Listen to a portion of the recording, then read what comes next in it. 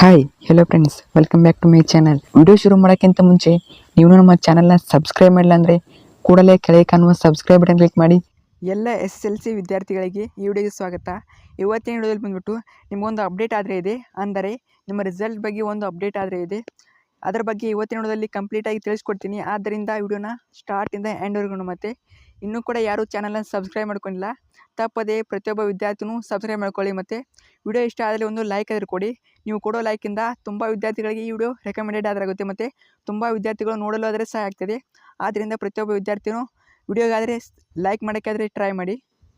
ಮೊದಲನೇದಾಗಿ ಬಂದ್ಬಿಟ್ಟು ನಿಮ್ಮ ಶಾಲಾ ಮತ್ತು ಪರೀಕ್ಷಾ ಮೌಲ್ಯ ನಿರ್ಣಯ ಮಂಡಳಿಯ ಅಧ್ಯಕ್ಷರಾದ ಮಂಜುಳಾ ಅವರು ಒಂದು ಅಪ್ಡೇಟ್ ಆದರೆ ನೀಡಿದ್ದಾರೆ. ಅದೇನಂತ ಈ ವಿಡಿಯೋದಲ್ಲಿ ಹೇಳ್ತೀನಿ. ಆದ್ದರಿಂದ ವಿಡಿಯೋನ ಸ್ಟಾರ್ಟಿಂದ ಎಂಡ್ವರೆಗೂ ನೋಡಿ.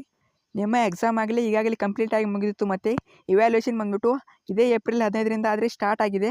ಅಂದರೆ ಇನ್ನೂ ಏಪ್ರಿಲ್ 15 ಆಗಿಲ್ಲ, ಏಪ್ರಿಲ್ 15ಕ್ಕೆ ಆದರೆ ಸ್ಟಾರ್ಟ್ ಆಗ್ತದೆ. ನಿಮಗೆಲ್ಲ ಬಂದ್ಬಿಟ್ಟು ಒಂದು ಕನ್ಫ್ಯೂಷನ್ ಆದರೆ ಇದೆ, ಇದೇ ಮಂತ್ನ ಲಾಸ್ಟಲ್ಲಿ ಪ್ರಕಟ ಮಾಡ್ತಾರಂತ ನಿಜಾನ ಅಂತ ನೀವೆಲ್ಲ ಕೇಳ್ತಾ ಇದ್ದೀರಿ. ಕಮೆಂಟ್ ಮಾಡಿಬಿಟ್ಟು ಇದ್ರ ಬಗ್ಗೆ ಕಂಪ್ಲೀಟಾಗಿ ಕ್ಲಾರಿಫಿಕೇಷನ್ ಕೊಡ್ತೀನಿ ನೋಡಿ. ಮೊದಲೇದಾಗಿ ಬಂದ್ಬಿಟ್ಟು ನಿಮಗೆ ಇವ್ಯಾಲ್ಯೂಯೇಷನ್ ಬಂದ್ಬಿಟ್ಟು ನಿಮ್ಮ ಶಿಕ್ಷಣ ಸಚಿವ ಮಂಜುಳಾ ಅವರು ಹೇಳಿದ ಪ್ರಕಾರ ಹೇಳಬೇಕಂದ್ರೆ ಇವ್ಯಾಲ್ಯೂಯೇಷನ್ ಬಂದ್ಬಿಟ್ಟು ಮಾಮೂಲಿ 20 ದಿನಗಳಾದರೆ ತೆಗೆದುಕೊಂತ ಹೇಳಿದ್ದಾರೆ.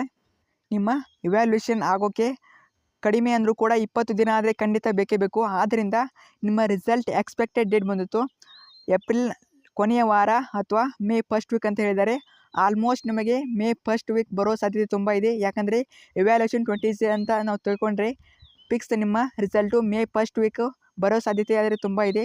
ಅದನ್ನು ಅಧಿಕೃತವಾಗಿ ಅವರು ಪ್ರಕಟ ಆದರೆ ಮಾಡಿದ್ದಾರೆ.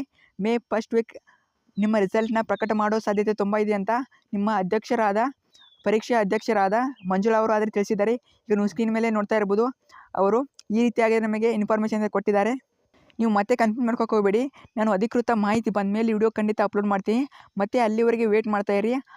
ಆದಷ್ಟು ನಿಮಗೆ ಮೇ ಫಸ್ಟ್ ವೀಕ್ ಬರೋ ಸಾಧ್ಯತೆ ತುಂಬ ಅಂದರೆ ತುಂಬ ಇದೆ.